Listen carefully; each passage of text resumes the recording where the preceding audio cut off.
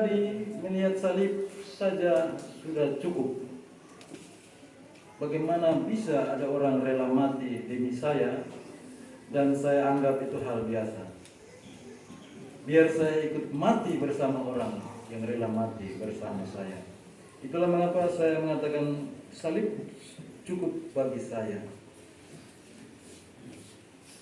Tetapi kebangkitan harus terjadi, karena kalau tidak, Thomas mungkin tidak akan percaya sampai dia mati. Thomas tidak akan percaya kalau gurunya adalah Tuhan. Thomas saja ragu, apalagi kita. Mungkin kita tidak berani percaya pada salib yang awalnya dipandang terkutuk itu. Tetapi kebangkitan membuat salib menjadi salib yang agung.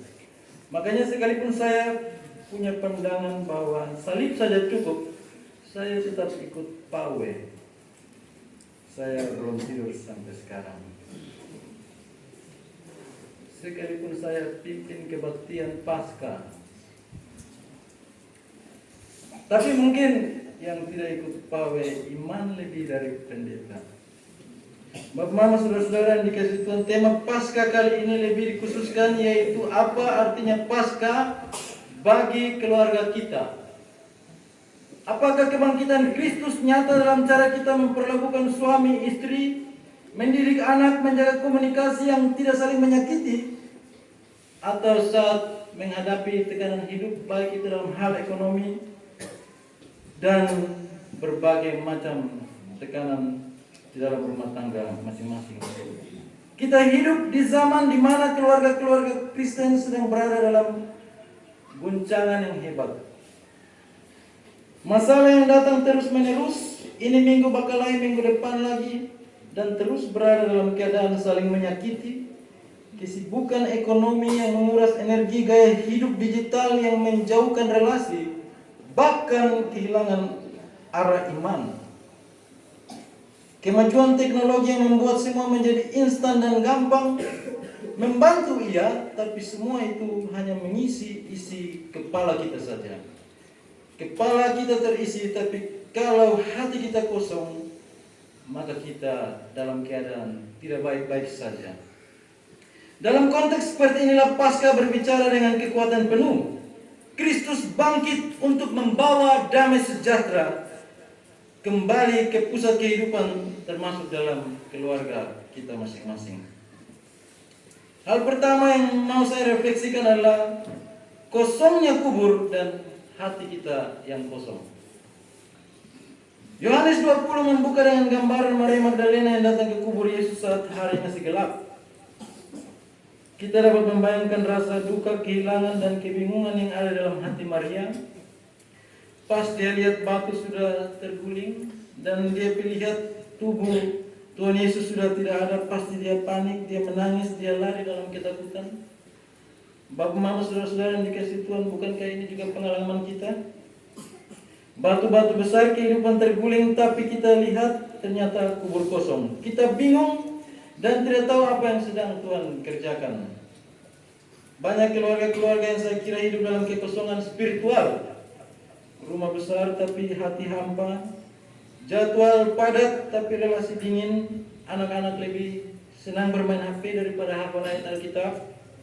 Kekosongan spiritual yang saya maksudkan adalah kehilangan hubungan yang hidup dan bermakna dengan Tuhan Allah. Rutinitas tanpa makna, tidak ada damai di tengah semua hal yang kita buat, hubungan dingin, arah hidup tidak ada.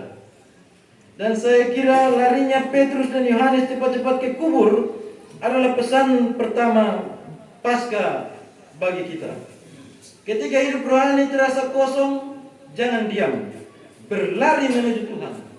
Kristus yang bangkit tidak tinggal di kubur, dia menanti untuk ditemui, dipercaya, dan diikuti. Arahkan hati pada Tuhan dengan jujur dan rindu. Tidak harus dengan kesempurnaan, tapi kekosongan bisa jadi awal perjumpaan yang baru bersama dengan Tuhan. Hal kedua yang mau saya refleksikan adalah Tuhan Yesus bangkit untuk bertemu kita yang dalam ketakutan dan kebingungan hidup. Yohanes 20 ayat 19 mencatat murid-murid berkumpul dalam ketakutan. Mereka mengunci pintu, tetapi Tuhan Yesus menembus ketakutan itu. Dia berdiri di tengah-tengah mereka dan berkata, damai sejahtera bagi kamu. Ini bukan sekedar sapaan biasa, ini adalah damai yang melampaui pengertian. Damai yang bukan berasal dari keadaan yang membaik, melainkan dari kehadiran pribadi yang bangkit. Banyak keluarga saat ini mengunci diri, takut menghadapi realitas, takut membicarakan masalah, takut mengampuni, takut percaya kembali. Kristus yang bangkit tidak menunggu ketakutan itu hilang. Dia datang menembus ketakutan dan berdiri di tengah-tengah pusat relasi untuk membawa damai. Paskah berkata, Yesus tidak menjanjikan hidup tanpa masalah, tapi dia hadir di tengah masalah dengan damai sejahtera yang dia bawa. Yang ketiga, keraguan Thomas dan ruang bagi iman yang bergumul. Kita mengenal Thomas sebagai murid yang ragu, tapi ia tidak percaya begitu saja. Kalau aku melihat dan mencucukkan jari, itu yang Thomas katakan.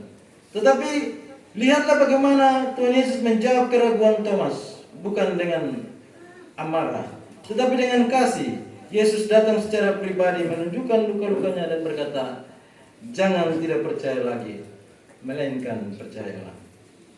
Thomas mewakili banyak dari kita. Orang tua yang lelah, anak-anak muda yang ragu, pasangan suami istri yang tidak tahu bagaimana memulihkan relasi yang retak. Iman bukan soal yakin tanpa goyah. Iman adalah tentang bersedia bergumul, bertanya, dan tetap membuka hati untuk ditemui oleh Kristus. Paskah bukan hanya untuk orang yang imannya kuat. Paskah juga untuk yang ragu, yang kecewa, yang sedang meragukan Tuhan dan juga meragukan dirinya sendiri. Bapak Mama saudara-saudara yang dikasihi Tuhan, Paskah membawa kita pada visi baru tentang keluarga. Gereja mula-mula memahami keluarga bukan sekedar tempat tinggal, tapi gereja kecil, eklesiola in eklesia, tempat di mana kasih Kristus dirayakan, firman dibacakan, doa dinaikkan, dan damai dipelihara. Tapi hari ini banyak keluarga kehilangan keintiman dengan Tuhan, jarang berdoa bersama, ibadah jadi formalitas, lebih sering berinteraksi dengan layar daripada dengan sesama anggota keluarga. Saya interaksi di Facebook Pro minus 54%. Jadi dolar menurun. Bapak Mama saudara-saudara yang dikasihi Tuhan, ini halaman terakhir. Paskah memanggil kita kembali. Izinkan Kristus yang bangkit hadir kembali di ruang makan, di kamar tidur, di ruang keluarga, dengan doa yang sederhana, dengan pembacaan Alkitab sebelum tidur, dengan sikap saling mengampuni dan mendahulukan kasih damai sejahtera Kristus, pasti akan tumbuh kembali di tengah-tengah keluarga kita. Dengan begitulah barulah kita menjadi keluarga yang bisa menjadi garam dan terang. Tetangga kita harus bisa merasakan bahwa keluarga kita berbeda karena Kristus. Anak-anak kita tumbuh dengan nilai kasih, bukan kompetisi. Itu akan terbawa sampai dalam perlombaan-perlombaan kita. Suami istri saling menghormati, bukan saling menyalahkan. Kita memberi teladan, bekerja dengan jujur, berkata benar, membantu dengan setulus hati, bukan dengan setengah hati. Yesus yang bangkit tidak hanya menunggu kita di gereja, Dia mengetuk pintu rumah, bahkan pintu kita hari ini. Dia ingin masuk, duduk di meja makan kita, mendengar semua keluh kesah kita, menyentuh luka-luka kita dan berkata, damai sejahtera bagimu. Pertanyaan terakhir, apakah kita bersedia membuka pintu rumah, pintu hati kita untuk kebangkitannya? Tuhan menolong kita dengan firman-Nya. Amin.